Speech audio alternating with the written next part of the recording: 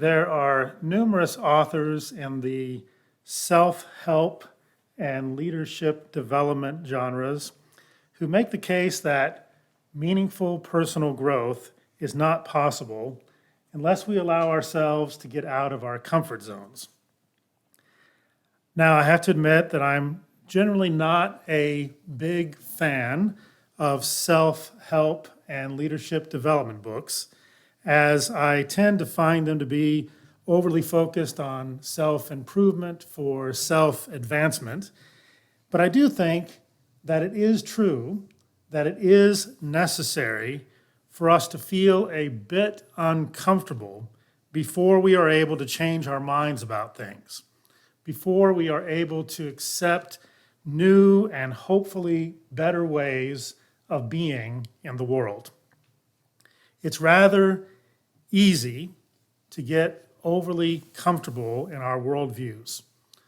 And sometimes we want to avoid changes that would wrest us away from our comfort zones. Our ideas and our beliefs are often deeply ingrained. They're deeply ingrained through our environment and through the influence of persons who are important to us. And when we're confronted with the possibility that our beliefs and ideas might need to be transformed in some way, it's often difficult for us to accept.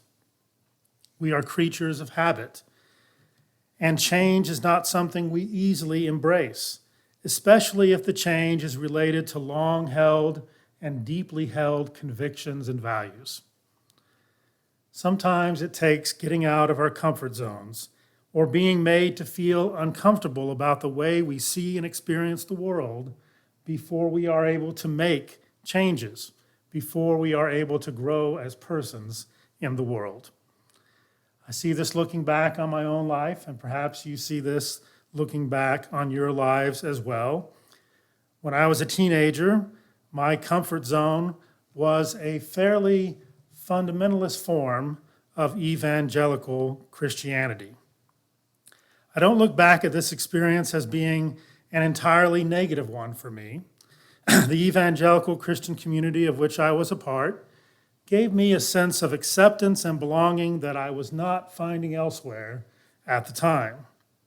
But over time, I began to see this sense of belonging, this sense of feeling included, was all too often coupled with an exclusion of others, an emphasis on who did not belong.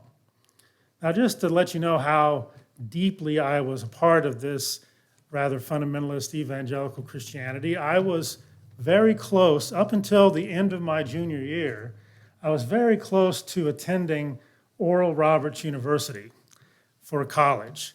If it had not been for a curfew and a dress code, I might have gone in that direction. But instead, I ended up going to Oklahoma City University, where I studied religion and philosophy. So quite a different path than going down the path of ORU. But even when I was at OCU, I was still a part of this evangelical Christian community. And in that community, I began to see that non-Christians were excluded, persons of different worldviews were excluded, persons of different sexual orientations and gender identities were excluded, and even scientific thought, rational scientific thought, was excluded. I began to see that my community was defined as much by whom and what it excluded than it was by almost any other factor. And through experience and relationships, I began to realize that I wanted to be a part of a community that drew the circle of community much wider than what I had been experiencing.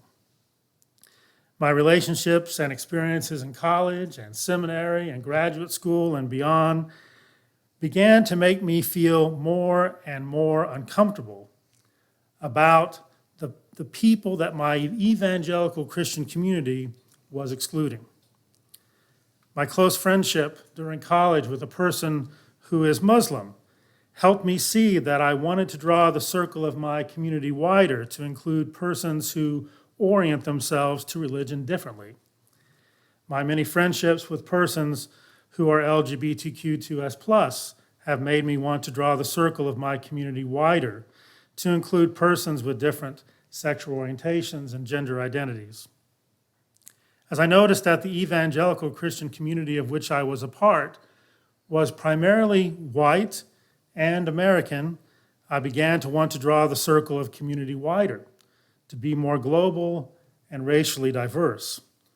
And my experience of studying and living in a number of different countries, including India and Switzerland and England, and also in Germany, but in communities that were very diverse, very global, enhanced my longing for greater diversity in community. And as I became more and more aware that my community, the evangelical Christian community of which I was a part, was not recognizing the inherent worth and intrinsic value of non-human life, I felt compelled to draw the circle of my community even wider, to include all of life on earth. Such changes in my understanding of community did not happen easily or quickly. If my parents were here, they could tell you that. They were quite concerned about my being drawn to fundamentalist evangelical Christianity. They had a number of conversations with me about it. We had very deep disagreements about many things, especially during my teen years. Perhaps that's just a part of being a teenager. But it wasn't easy. It didn't happen quickly. Change is rarely easy. I had to feel uncomfortable with my previous views of who and what should be included in community before I experienced transformation in my worldview, my beliefs, and my practices. It took the patience and understanding of family and friends who helped me feel uncomfortable without rejecting my personhood. It also took learning to say the two things that the wise man Arthur Fonzarelli once had difficulty saying: I'm sorry, and I was wrong. I can't use the Fonz too often in class at Oklahoma City University. Happy Days is just not something that the college-age students remember unless they're watching it on Nickelodeon or something like that. I'm sorry, and remember, as Arthur Fonzarelli would say it, I was wrong. I'm extremely thankful for both the persons and for the experiences that challenged me to get out of my comfort zone to embrace a more inclusive vision and experience of community. I most certainly would not be with you in this setting here today if it were not for these patient persons and life-changing experiences. But getting out of our comfort zones is not only about creating more inclusive community, as important as that is. It is not only about who is included in our community, it is also about what we in our communities are to do together to transform the world around us for the better and for the sake of justice.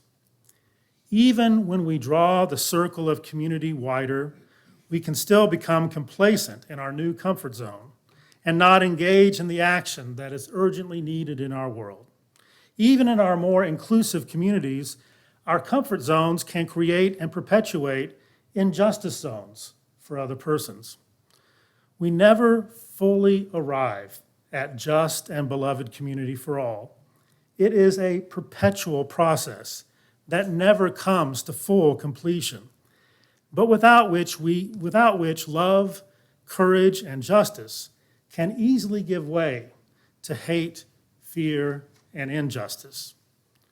The tension between enjoying the flourishing of human communities without allowing them to perpetuate injustice for others is a tension that justice-seeking people simply must live with, even if this tension makes us uncomfortable.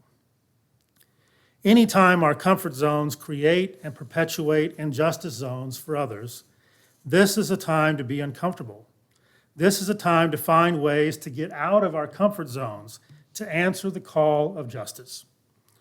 If our comfort zone in relation to the economic status quo perpetuates injustice for others and does not respect the rights, well-being, worth, and dignity of workers, we must be uncomfortable and answer the call of economic justice.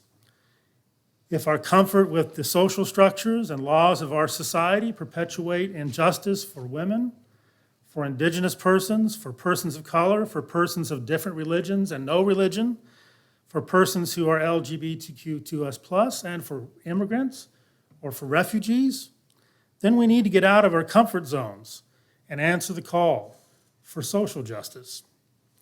When our comfort with our current practices in relation to the environment supports systems that bring harm to the most vulnerable and perpetuate environmental injustice and environmental racism, which we do experience in our society, then we must get out of our comfort zones and answer the call for environmental justice. When our comfort with our diets and our agricultural systems perpetuates injustice for animals and ignores their welfare and the well-being and integrity of our ecosystems, then we must get out of our comfort zone and answer the call for justice for ecological community. When our comfort with our systems of energy production and consumption perpetuates the injustice of an unlivable climate for the future, then we must get out of our comfort zones and answer the call for climate justice. Love and justice call all of us to do all that we can to make sure that our comfort is not built on the injustice of others. In one of his newspaper columns, you may have heard of Finley Peter Dunn. He was a journalist and he wrote newspaper columns. And one of his newspaper columns, through a fictional character named Mr. Dooley, Peter Finley Dunn said, "The job of the newspaper is to comfort the afflicted and afflict the comfortable." If you've ever read the Oklahoma Observer, you'll know that that's their motto, right? Comfort the afflicted and afflict the comfortable. Perhaps this is also the role for a just and beloved community. To afflict ourselves with the call of justice when we get too comfortable with the systems that perpetuate injustice, and to find ways of working our way out of our comfort zones together in the pursuit of justice for all. May we never get so comfortable that we no longer hear and heed the call for justice.